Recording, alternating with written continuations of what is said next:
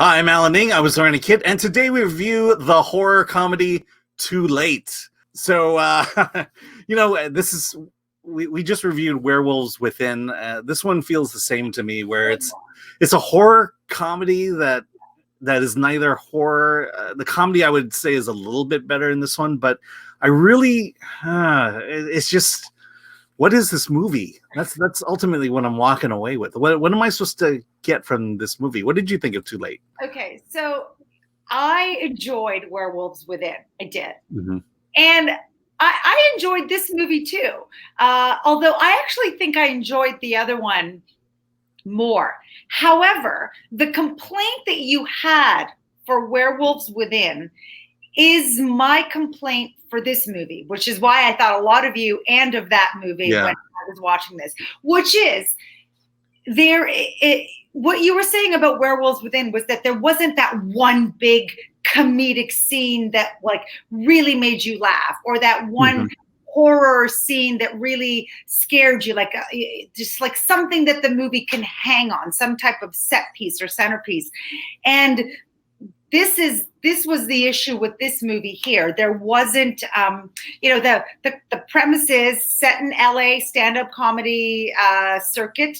And we have this young woman who works for a kind of like a comedy store owner, or a comedy legend, a stand-up comedy legend. Yeah.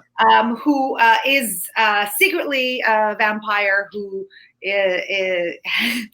who devours. Is he a vampire or a werewolf? That's what I'm still trying to figure out. Oh yeah. Well, that's a good question. Is he a vampire? Or it's just when the moon goes dark, he eats people. Yes. But he sleeps. So, which is a very werewolf thing to do. You're right. However, he sleeps in a coffin, which is why. Okay. Which is, I know. So that's not quite fine. So I don't know.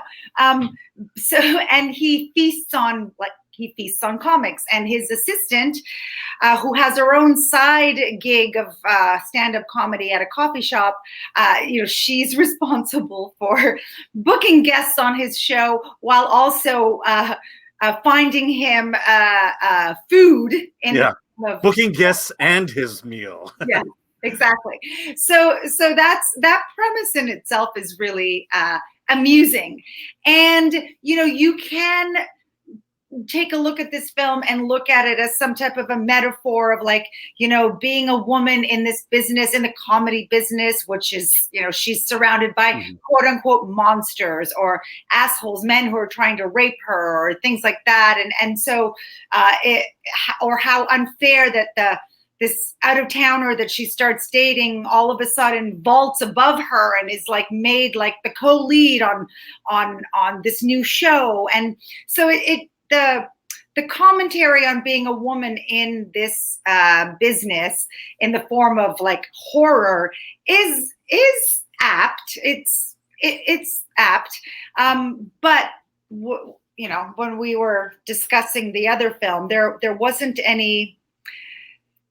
this movie didn't culminate necessarily into something. Yeah. Well, to me, it's this. It doesn't go far enough overall. For example, let's talk the horror for a second. All the horror, all the gore, all the eating is done off screen. Yeah. You hear things. You kind of want to see that if you want to make this a horror film. You want to make it much more gory than it was. I mean, it's good special effects, but it wasn't. You're seeing things after the fact, which is not very scared me. And then also the story itself, I don't feel like went far enough.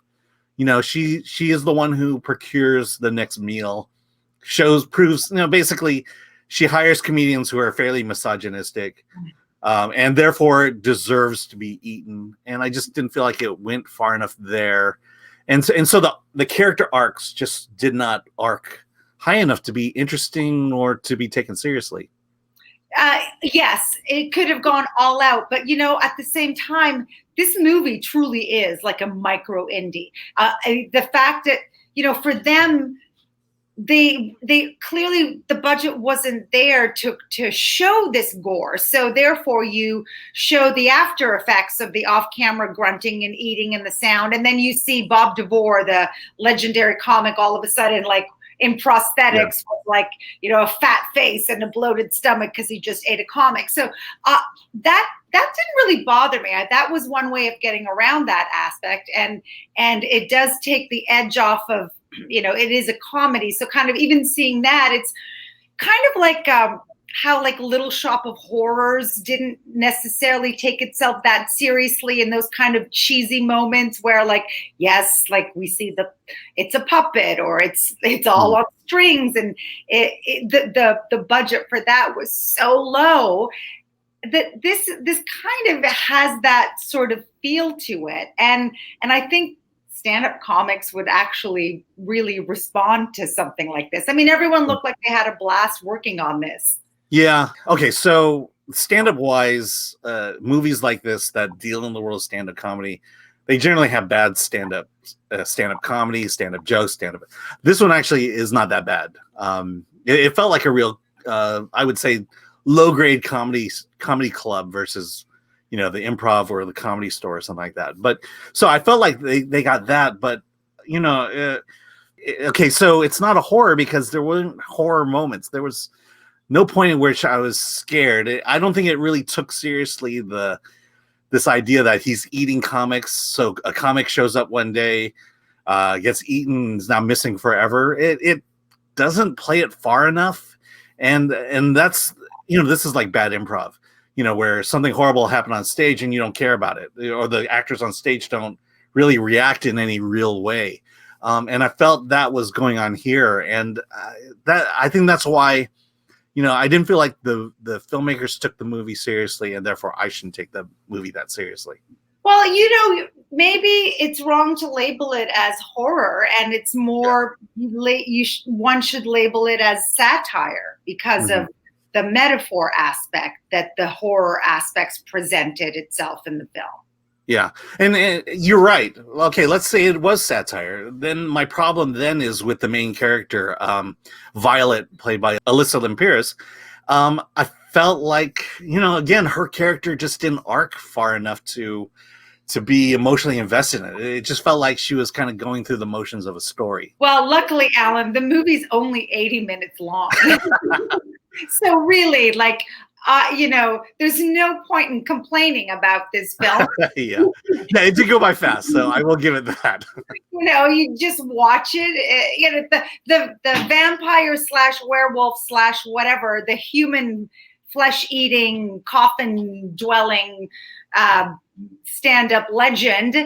His name is Bob DeVore. Like, come on, Bob Devour. Like, you know, it's just the little things like that. And it's populated with characters like Fred Armisen, for instance, plays like this stagehand, and like his biggest stressor is trying to figure out which blue light, blue gel to put on there. And just like those types of little things that like you get a sense that is what that world is like, you know, and you know, the comic with their notebook backstage, you're taking down notes, and it felt like they got the world right, and then they decided to play within it. And yeah, maybe they should have gone all out.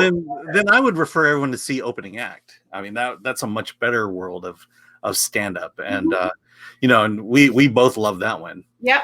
So I'm feeling like you like the movie. I don't think you fell in deeply and madly in love with it, but you had a good time. So I'll say you gave it a 7. Yes, right on. That's exactly it. I had a good time for 80 minutes. It was all good, all good.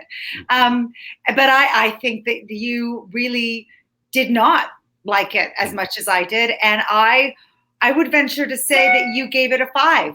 Yeah, I gave it a 5, and the reason I gave it a 5 is it felt like it ran at an energy level of a 5. When a comedy or a horror really needs to bump up to an 11, so to speak. You know, and I just, you know, it's the difference between admiring something and loving something. I just didn't feel like it was there, and I felt like, I don't know, I didn't feel like it was trying to accomplish the good idea it had going in. So it is a good idea, though. You have to say that. No, it is a great idea. It's just it didn't pay it off, and that's the biggest thing you can do in a movie. Yeah. For me. All right. So with that, let us know what you thought of Too Late. Be sure to like, subscribe, comment below, and help support Film Threat as we support indie filmmakers. And with that, let's get out of here.